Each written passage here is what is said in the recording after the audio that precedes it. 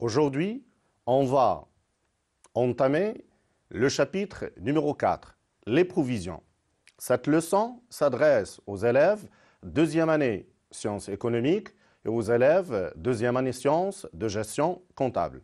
Dans le cadre de ce chapitre, on va traiter deux parties. Les provisions pour dépréciation et les provisions pour risques et charges. Alors comme ce chapitre est trop long, on va le traiter en 3 leçons. Donc pour aujourd'hui, on va traiter les éléments suivants. Dans un premier point, on va voir la définition de la provision pour dépréciation. Puis ensuite, on va voir les mécanismes de la provision pour dépréciation. Le deuxième point, ça sera la création de la provision pour dépréciation. Le troisième point, c'est l'ajustement de la provision pour dépréciation. Et le quatrième point, ça sera la provision pour dépréciation des terrains. Puis, à la fin de la leçon, on va traiter les provisions pour dépréciation des titres de participation. Comme je l'ai annoncé, on va commencer par les provisions pour dépréciation. C'est quoi alors une provision pour dépréciation? Comment peut-on définir la provision pour dépréciation? Alors, pour pouvoir répondre à cette question, nous avons choisi pour vous l'exemple suivant. Fin 2007, l'entreprise commerciale Atlas a acheté des actions émises par la société Alpha. Ces actions sont cotées à la bourse des valeurs de Casablanca pour un prix unitaire de 200 dirhams.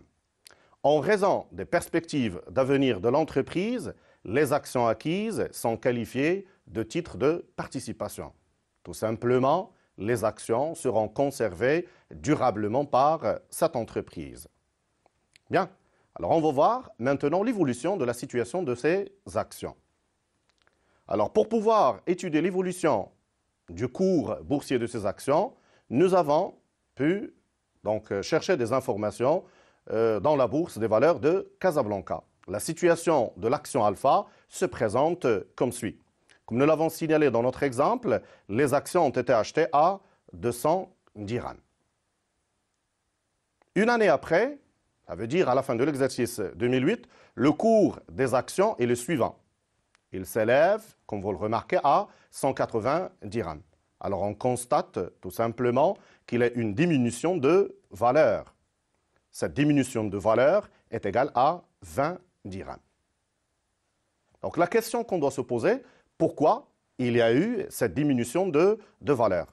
Alors d'après les informations que l'entreprise Atlas a pu réunir, les dirigeants de l'entreprise Alpha ont décidé de répartir des dividendes très faibles au titre de l'exercice 2008. Alors, cette situation a poussé les actionnaires à proposer leurs actions à la vente. Mais aussi, de l'autre côté, il y a fuite des acheteurs potentiels. Donc on se retrouve dans la bourse avec plus d'offres que de demandes, ce qui fait que leur valeur a diminué. La cause de la dépréciation pourrait-elle disparaître l'année d'après ou les années suivantes? Oui, si l'entreprise décide d'effectuer une distribution plus importante l'année suivante ou bien les années d'après. Alors nous avons une dépréciation de 20 dirhams. Est-elle définitive? Oui, si l'entreprise décide de revendre ses actions. Mais comme nous l'avons signalé au départ, l'entreprise Atlas a l'intention de conserver durablement ses actions. Donc, il n'a pas l'intention de les revendre. Ce qui signifie que cette dépréciation de 20 dirhams n'est pas définitive. Donc, en conclusion, nous avons une dépréciation de 20 dirhams qui n'est pas définitive et la cause de la dépréciation pourrait être dépassée l'année d'après. Ça veut dire que cette cause, elle est irréversible. Ce qui peut entraîner l'année d'après une augmentation de la valeur des actions. Voyons voir l'évolution de cette situation l'année 2009. Le cours est de 215, donc nous avons une augmentation de 15 dirhams par rapport au prix d'achat. Alors, en conclusion, quand on a eu une dépréciation probable, une dépréciation qui n'est pas définitive, et quand la cause est réversible, on parle d'une provision pour dépréciation. Voyons voir comment le plan comptable marocain a défini la provision pour dépréciation. La provision pour dépréciation est la constatation comptable des amoindrissements de valeur des éléments d'actifs résultant de causes dont les effets ne sont pas jugés irréversibles. Alors on va voir maintenant quels sont les éléments de l'actif qui peuvent faire objet de provision pour dépréciation. D'abord, nous avons les terrains et le fonds commercial quand ils ne sont pas amortissables. Nous avons ensuite les titres immobilisés. Et dans le cadre de cette leçon, nous avons choisi les titres de participation. Puis nous avons les titres et valeurs de placement. Les créances sur les clients. Et ensuite, et enfin, nous avons les stocks. Alors, pour pouvoir enregistrer la provision pour dépréciation, sachant qu'elle représente pour l'entreprise une diminution de valeur, nous avons besoin tout d'abord de débiter un compte de charge. C'est un compte de dotation. Le compte de charge dépend de la nature de la dépréciation. Il peut être un compte de charge d'exploitation, 619, un compte de charge financière, 639, ou un compte de charge non courante, 659. Puis, on doit créditer un compte de provision pour dépréciation. Les comptes de provision pour dépréciation qu'on va utiliser sont les comptes 29 pour la constatation des provisions pour dépréciation des immobilisations, les comptes 39 pour la constatation des provisions pour dépréciation des éléments de l'actif circulant et les comptes 59 pour la constatation des provisions pour dépréciation des comptes de trésorerie. Cette dernière provision pour dépréciation ne fait pas partie de notre programme. Comme vous le remarquez, tous les comptes de provision pour dépréciation portent en 9 en deuxième position. Je vais vous montrer comment obtenir un compte de provision pour dépréciation. Prenons le cas des titres de participation. Le numéro de compte est 2510. Pour obtenir le compte de provision pour dépréciation des titres de participation, on procède de la manière suivante. Après le 2, je vais ajouter un 9. Le compte devient, ou le numéro de compte devient 2951. Et automatiquement, l'intitulé change. Il devient provision pour dépréciation des titres de participation. Ce qu'on vient de voir pour les titres de participation est valable pour tous les comptes de l'actif concernés par les provisions pour dépréciation. Alors maintenant, on va passer à un deuxième point. C'est l'ajustement de la provision pour dépréciation. Alors d'une manière générale, une provision, quand il est constitué pendant un exercice, à l'inventaire de l'exercice suivant, il doit faire l'objet d'une correction ou bien d'un ajustement, soit dans le sens de l'augmentation ou bien dans le sens de la diminution. Comment alors réalise-t-on l'ajustement d'une provision? Alors pour répondre à cette question, on va voir le schéma suivant. Alors on passe par la comparaison entre deux provisions successives. La provision de l'exercice N et la provision de l'exercice N-1. Et on se pose généralement la question suivante. La provision N est-elle supérieure à la provision de l'exercice N-1? Deux réponses généralement sont possibles. Quand la réponse est oui, ça veut dire la provision N est supérieure à la provision N-1. On constate qu'il y a une augmentation de la provision de l'exercice N-1 à l'exercice N. Elle est donc interprétée comme une dotation. Puis nous avons le cas de la réponse négative. Dans ce cas-là, la provision de l'exercice N est inférieure à la provision de l'exercice N-1, ce qui se traduit par une diminution de la provision. La diminution de la provision s'appelle reprise. Puis nous avons un troisième cas possible, c'est la provision de l'exercice n est égale à 1 à la provision de l'exercice n-1. Dans ce cas-là, on conserve la provision précédente et il n'y a pas d'écriture comptable à passer. Alors on va voir maintenant quelles sont les écritures qu'on doit passer quand il y a une augmentation de la provision ou quand il y a une diminution de la provision. Alors pour l'augmentation de la provision, il s'agit tout simplement de l'écriture de dotation que nous avons vue précédemment.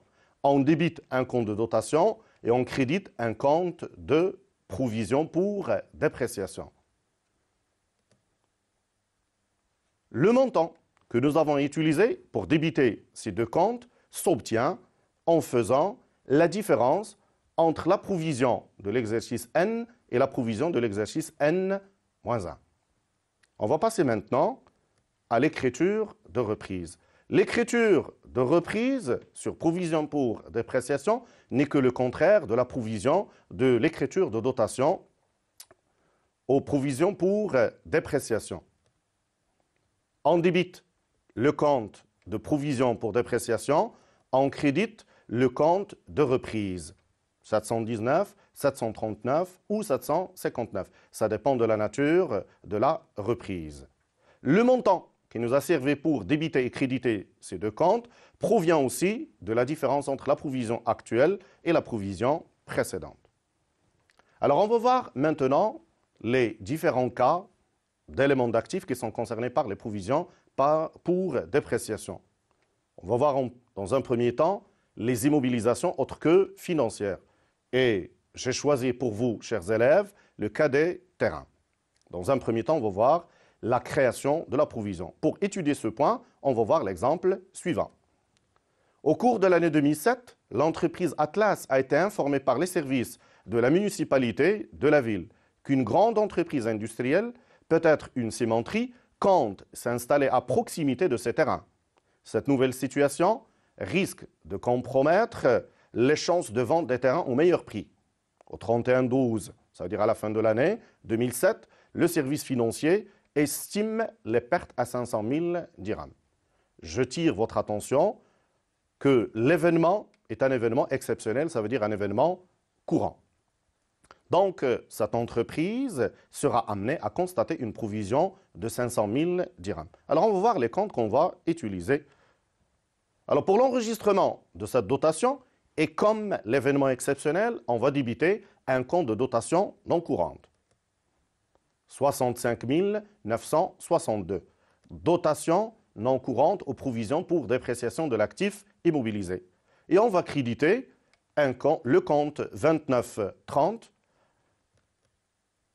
provision pour dépréciation des immobilisations corporelles, du même montant, 500 000 dirhams. On vient de constater la dotation sur le terrain pour l'exercice 2008. Alors, une année après, on va voir l'évolution de la situation des terrains ou de la valeur des terrains de l'entreprise.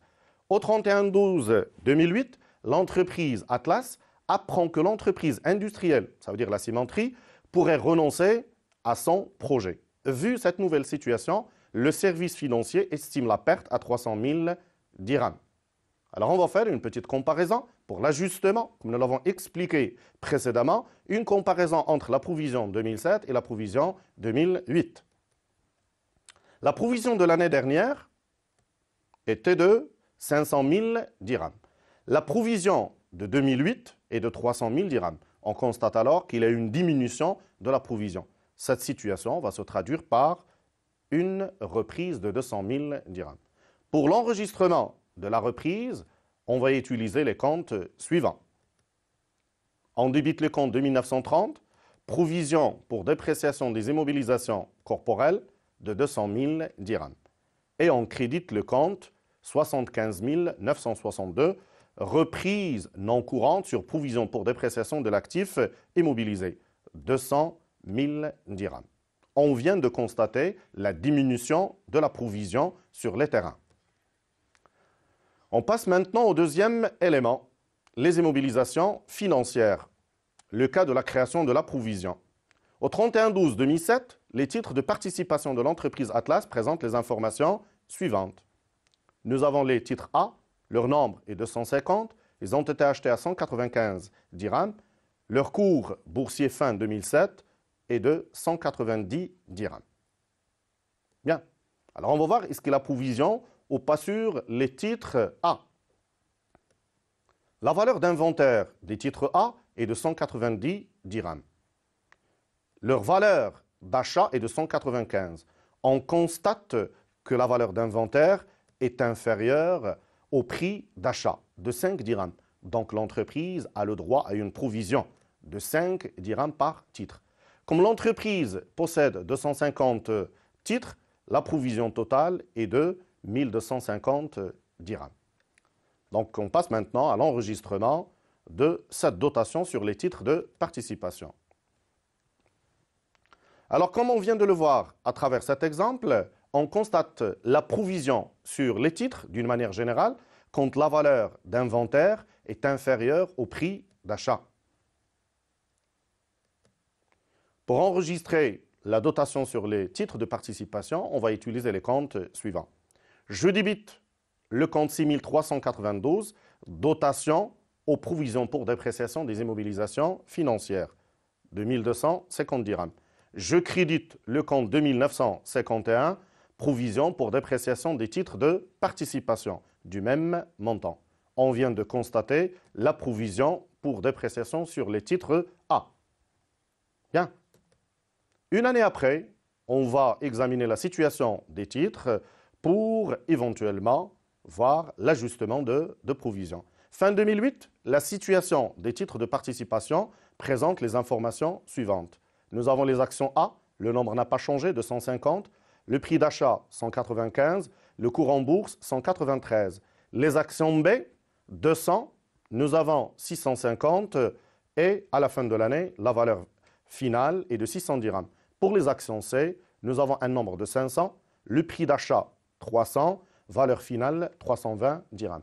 Alors, on va étudier chaque titre à part. Pour les actions A, la valeur d'inventaire est de 193, le prix d'achat 195, on constate que la valeur d'inventaire est inférieure au prix d'achat. Donc, une provision de 2 dirhams pour l'exercice 2008. La provision totale est de 500 dirhams, 2 fois 250. Pour les titres B, la valeur d'inventaire est de 600 dirhams, la valeur d'achat 650. La valeur d'inventaire est inférieure au prix d'achat. Donc, il y a une provision de 50 dirhams par titre. La provision totale est la suivante. 200 fois 50, 10 000 dirhams. Pour les titres C, la valeur d'inventaire, 320 dirhams, la valeur d'achat, 300. On constate que la valeur d'inventaire est supérieure au prix d'achat. Donc, il y a une plus-value. Cette situation ne donne pas le droit à l'entreprise de constater la provision pour dépréciation. Donc, quand il y a une plus-value sur les titres, pas de provision à constituer. Je passe maintenant à l'enregistrement. Alors, pour ce faire, je dois comparer les provisions. Provision 2008 et provision 2007. Pour les actions A, la provision de l'année dernière était de 1250. Provision de 2008 est de 500. La dotation, la reprise est de 750 dirhams. Les titres B, l'année dernière, on n'avait pas de provision. Cette année, nous avons une provision de 10 000, donc une dotation de 10 000 dirhams. Pour les titres C, pas de provision l'année dernière et pas de provision non plus cette année. Donc, pas d'ajustement à faire. Alors, pour l'enregistrement des écritures, la dotation, on débite le compte 6392, dotation aux provisions pour dépréciation des immobilisations financières de 10 000 dirhams, et on crédite le compte 2951, provision pour dépréciation des titres de participation du même montant. On vient de constater la provision sur les titres B. Pour les titres A, il y a une reprise. On débite alors le compte 2951, provision pour dépréciation des titres de participation de 750 et on crédite le compte 7392, repris sur provision pour dépréciation des immobilisations financières. on vient de constater une diminution de la provision sur les titres A. Alors, le point suivant est la session des immobilisations. On va le voir dans la leçon suivante. Sur ce, je vous remercie et je vous dis au revoir.